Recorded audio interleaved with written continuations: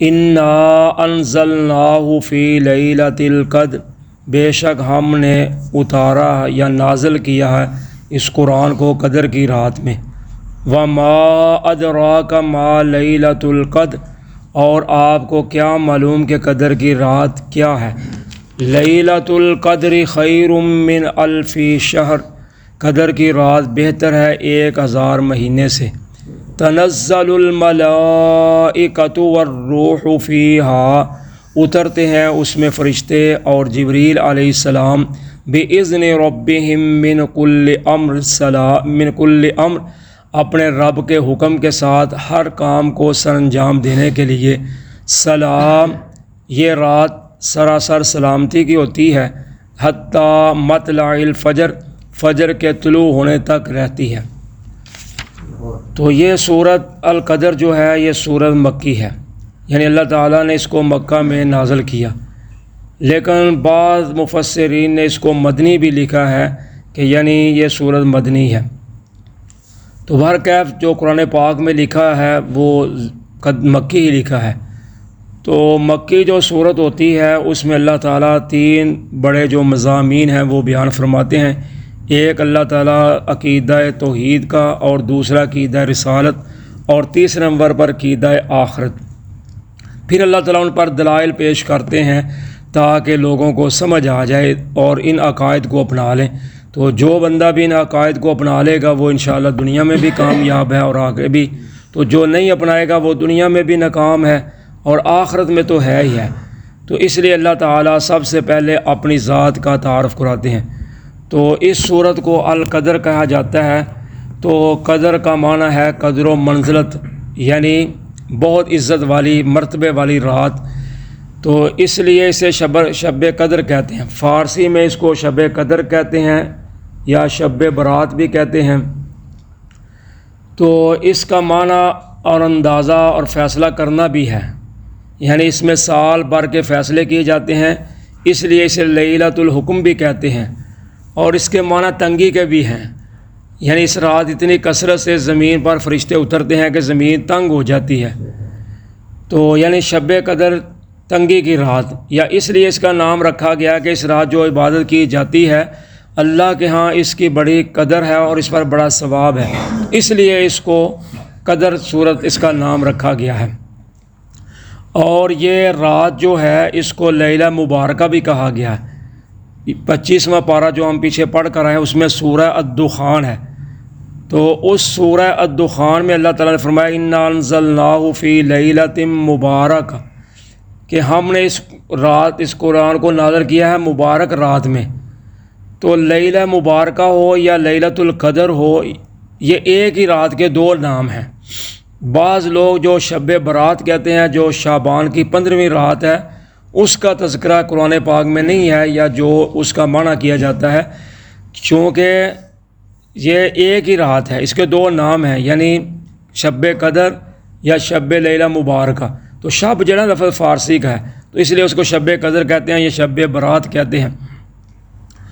تو ظاہریہ جو اللہ نے لیلہ مبارکہ کہا ہے یا لیلۃ القدر کہا ہے، تو یہ رات جو ہے رمضان مبارک میں ہے، جیسا کہ حدیث میں بھی آتا ہے اور قرآن پاک میں بھی اللہ تعالیٰ نے فرمایا دوسرے پارے سورہ بقرہ میں کہ شہر رمضان الذی انزل فیہ القرآن، کہ ہم نے اس قرآن کو رمضان مبارک میں اتارا ہے، یعنی رمضان کا مہینہ جو ہے وہ قرآن کے نزول کا مہینہ ہے۔ تو نبی اکرم صلی اللہ علیہ وسلم نے فرمایا کہ تحروا لیلۃ القدر فی الفطر من العشر الاواخر فی رمضان، کہ تم قدر کی رات کو تلاش کرو رمضان مبارک کے مہینے کے آخری عشرے میں۔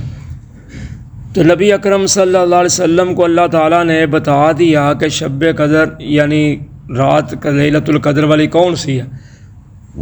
تو آپ صحابہ کو بتانے کے لیے تشریف لا رہے تھے، تو راستے میں 2 مسلمان جو تھے آپس میں الجھ پڑے کسی معاملہ میں، تو آپ ان کی صلح صفائی کرنے لگ گئے۔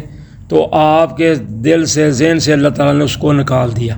تو آپ نے پھر آ کر یہ بتایا کہ میں نے تجھے بتانا تھا لیکن یہ معاملہ آ گیا، اس وجہ سے اللہ نے میرے ذہن سے نکال دیا ہے، تو اب تم اس کو شب قدر کو آخری عشرے کی جو طاق راتیں ہیں ان میں تلاش کرو۔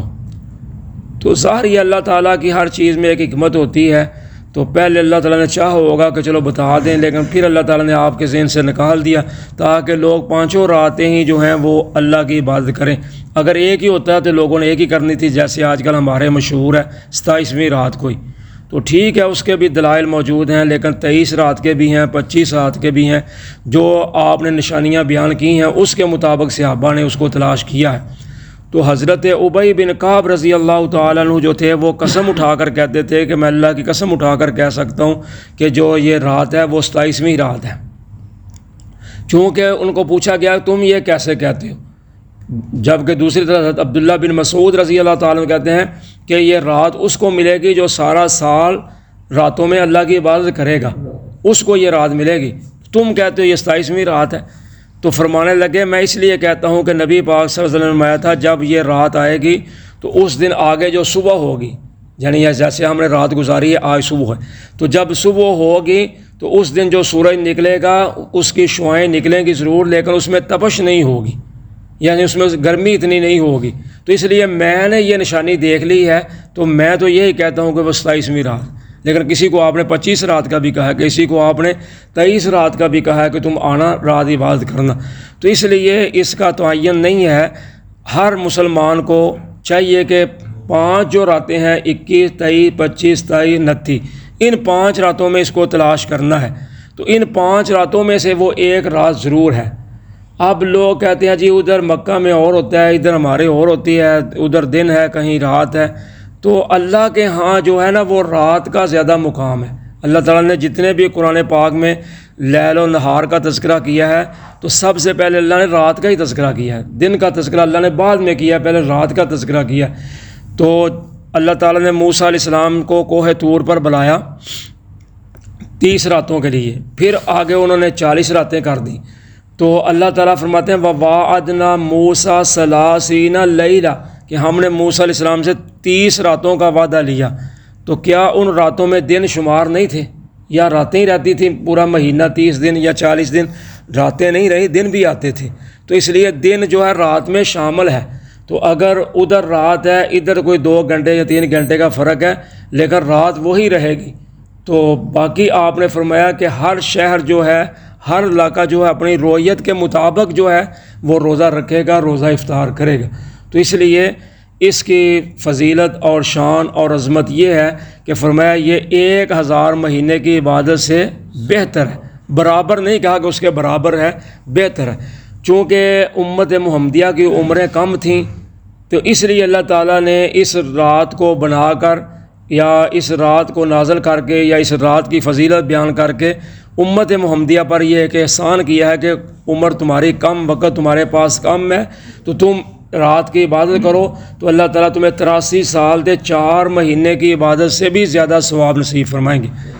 تو یہ اللہ تعالیٰ نے رات بنائی ہے جس رات جبریل علیہ السلام بھی اور فرشتے بھی کثرت کے ساتھ زمین پہ اترتے ہیں۔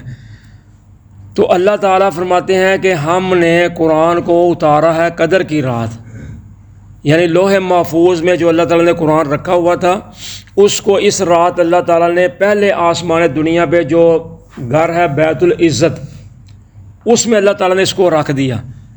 پھر وہاں سے اللہ تعالیٰ نے نبی اکرم صلی اللہ علیہ وسلم پر 23 سال میں مکمل کیا۔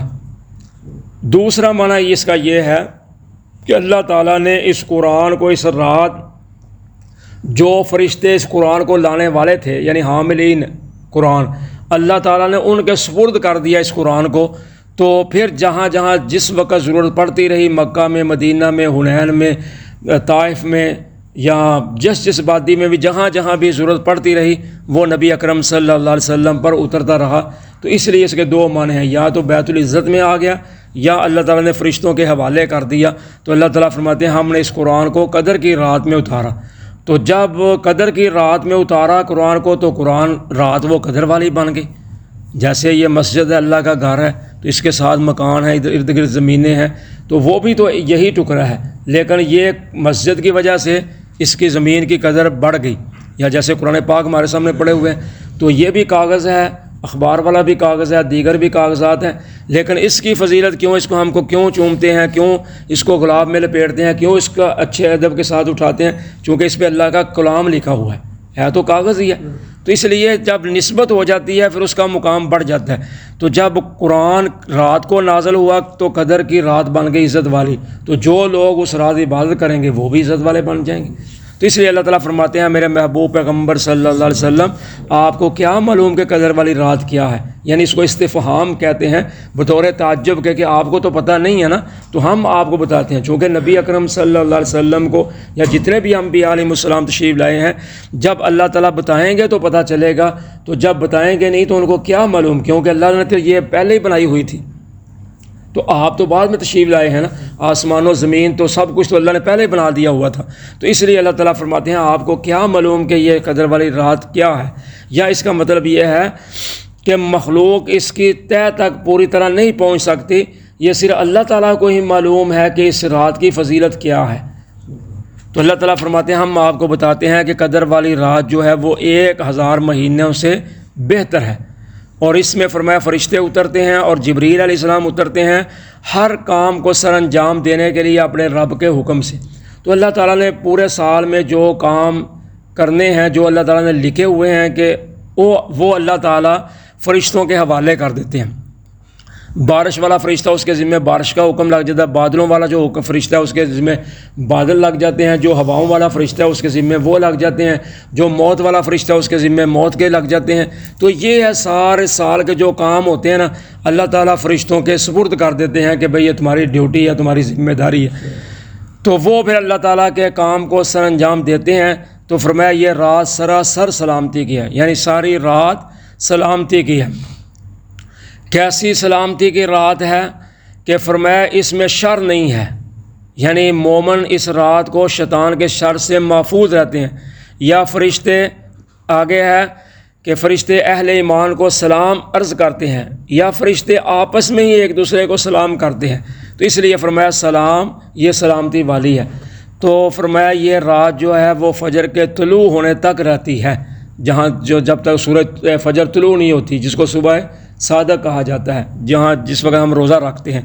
تو اللہ کے نبی اکرم صلی اللہ علیہ وسلم نے جب اس رات کی فضیلت اور اس رات کی عظمت اور اس رات کا مقام بیان کیا تو آپ کی زوجہ محترمہ ام المؤمنین سیدہ عائشہ رضی اللہ تعالی عنہا نے عرض کیا کہ اللہ کے نبی صلی اللہ علیہ وسلم اگر مجھے یہ رات مل جائے جو آپ نے نشانیاں بیان کی ہیں، ایک تو بڑی میں نے آپ سے پہلے بیان کر دی، دوسری یہ ہے کہ جس یہ رات ہوگی نا، اس رات جو ہے نا آسمان کے ستارے نکلیں گے، اور جو ہوگا نا رات وہ ٹھنڈی رات ہوگی، سکون والی رات ہوگی، تو سورج ایسے ہوگا جیسے تھال ہوتا ہے، یعنی ٹرے جس کو ہم کہتے ہیں۔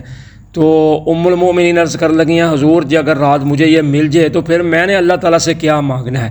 تو آپ نے فرمایا تم نے یہ کہنا ہے اللہم انک عفو تحب العفو فاعف عنی، کہ اے اللہ تم معافی کو پسند کرتے ہو تو مجھے بھی معاف کر دو۔ تو یہ ہے اس رات کی قیمتی دعا۔ باقی بھی دعائیں کی جا سکتی ہیں، قرآن پاک کی تلاوت، ذکر وغیرہ کثرت سے، نوافل وغیرہ جو بھی ہے عبادات کی جا سکتی ہیں، لیکن یہ دعا زیادہ کثرت سے پڑھنی چاہیے تاکہ اللہ تعالیٰ انسان کو معاف کر دیں۔ جس کو معافی مل گئی اس کو سب کچھ ہی مل گیا۔ جزاکم اللہ خیر۔